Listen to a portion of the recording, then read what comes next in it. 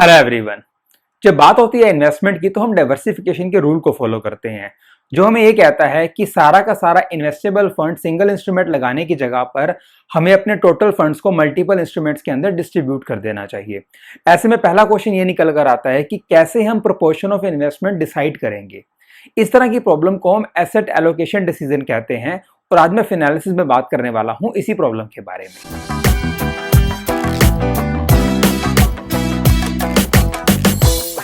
Generally जब भी diversification की बात आती है तो मल्टीपल इंस्ट्रूमेंट्स हमारे माइंड में आते हैं, जैसे कि रियल एस्टेट हो गया, गोल्ड हो गया, इक्विटी हो गया, डिवेंचर हो गया, गवर्नमेंट सिक्योरिटीज हो गया। आज के इस वीडियो के अंदर मैं तीन इंस्ट्रूमेंट्स को दिमाग में लेके चल रहा हूं, वो है equity, debentures and government securities. अगर मैं इक्विटी की बात करता हूं तो इस केस के अंदर आपको कंपनी की ओनरशिप मिल जाती है। यहाँ पे रिस्क थोड़ा ज्यादा होता है लेकिन आपको इनकम भी काफी अच्छी हो सकती है, मतलब ग्रोथ अपॉर्चुनिटीज काफी ज्यादा अवेलेबल होती हैं।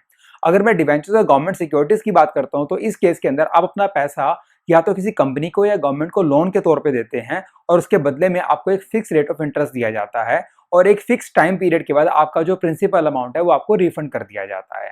सबसे पहला क्वेश्चन ये निकल कर आता है कि हम अपना प्रोपोर्शन ऑफ इन्वेस्टमेंट कैसे डिसाइड करेंगे।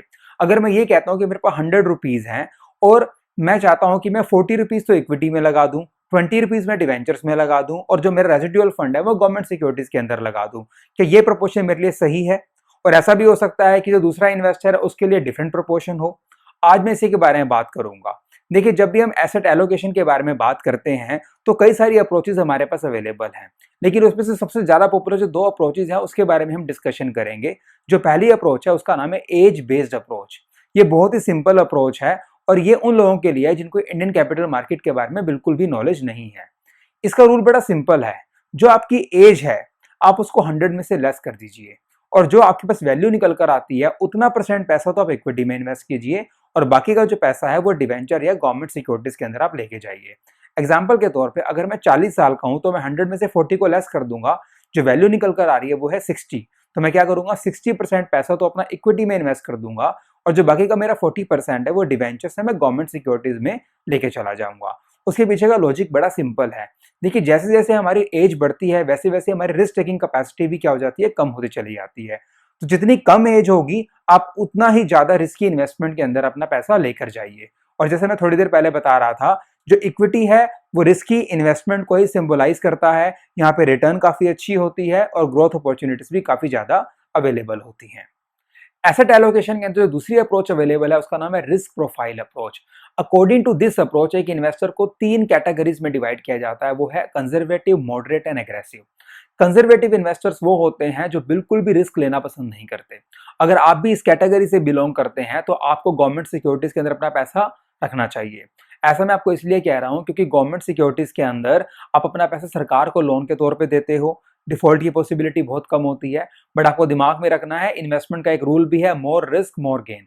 क्योंकि यहाँ पर आपका रिस्क कम है तो यहाँ पे इनकम भी आपको कम होने वाली है। दूसरी तरह के जो इन्वेस्टर है उसको हम कहते हैं मॉडरेट इन्वेस्टर। ये जो इन्वेस्टर होते हैं ये रिस्क और रिटर्न के बीच में बैलेंस मेंटेन करके चलते हैं। मतलब कि एक कंजर्वेटिव इन्वेस्टर से तो ज्यादा रिस्क उठाने को तैयार हैं, लेकिन एग्रेसिव इन्वेस्टर के मुकाबले कम रिस्क उठाते हैं। तो यहाँ पर आप 50-50 का बैलेंस भी मेंटेन कर सकते हो। 50% पैसा आप अपना इक्विटी के अंदर डिपॉजिट कर सकते हैं और जो बाकी का 50% है वो डिवेंचर्स या गवर्नमेंट सिक्योरिटीज के अंदर लेकर जा सकते हैं। यहाँ पर क्या होगा, क्योंकि 50% पैसा आपने इक्विटी में रखा है तो आपको ग्रोथ की अपॉर्चुनिटी भी मिलेगी और बाकी का पैसा क्योंकि डिवेंचर्स एंड गवर्नमेंट सिक्योरिटीज में है तो आपको फिक्स रेट ऑफ इंटरेस्ट भी मिलता रहेगा और एक फिक्स पीरियड के बाद आपका जो प्रिंसिपल अमाउंट है वो आपको रिफंड कर दिया जाएगा। और जो तीसरी कैटेगरी है वो है हमारे पास एग्रेसिव इन्वेस्टर।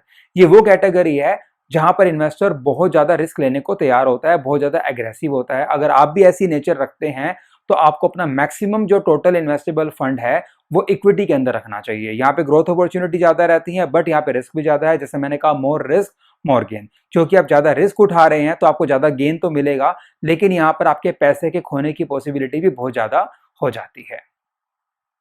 तो यही था मेरा आज का वीडियो, जहां मैंने आपको ये बताया कि कैसे आपको अपने टोटल इन्वेस्टेबल फंड्स को मल्टीपल इंस्ट्रूमेंट्स के अंदर रखना चाहिए। आई होप आपको ये वीडियो अच्छा लगा होगा, तो इसको लाइक एंड शेयर करना ना भूलिएगा। अगर चैनल सब्सक्राइब नहीं किया है तो please hit the subscribe button. Thank you so much for watching this video. Take care.